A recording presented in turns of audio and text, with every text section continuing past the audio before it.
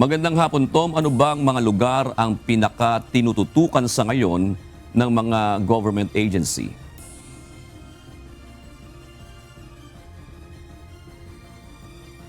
Na tinututukan ng mga responder ang mga lalawigan ng Sarangani, South Cotabato at mga Baha region.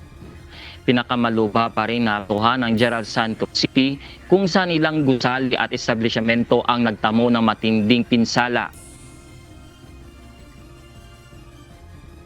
Nagpapatuloy ang search, rescue at retrieval operations sa mga lugar na may gumuhong mga estruktura at landslide. Prioridad pa rin ng mga responder ang paghahanap sa mga naiulat na nawawala at agarang pagdala ng tulong sa mga apektadong residente. Sa pinakahuling tala ng mga otoridad ngayong hapon, umakyat na sa 37 ang bilang ng mga nasawi, 479 injuries at 4 ang nawawala sa Gensan pa lamang ayon sa National Risk Reduction and Management Council o NDRRMC.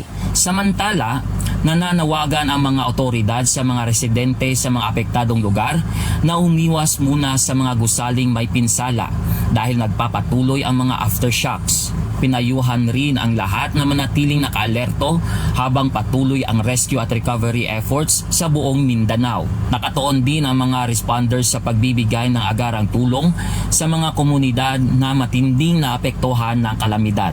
Dito naman sa bayan ng Malapatan, Sarangani Province, may mga gumuhuring ng mga gusali at malaking bitak sa mga kalsada. Sa ngayon wala pa ring supply na kuryente sa buong bayan. Pahirapan din ang paglabas-pasok ng mga sasakyan at pampublikong transportasyon patungo sa bayan ng Glan dahil sa pagkasira ng tulay na nagdudugtong sa dalawang bayan. Ang ibang residente naman ay sinamantala ang pagkakataon na kumita kahit gamit lang ang mga pinagtagpi-tagping kahoy at ginawa nila itong balsa bilang alternatibong transportasyon sa mga motorsiklo na tatawid. 100 piso ang bayad kada motorsiklo.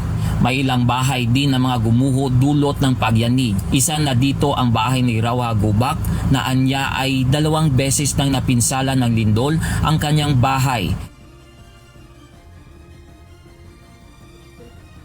Sa kasalukuyan ay nakaantabay ang UNTV News and Rescue sa mga ngailangan ng pangunang lunas na masasalungan natin sa daan.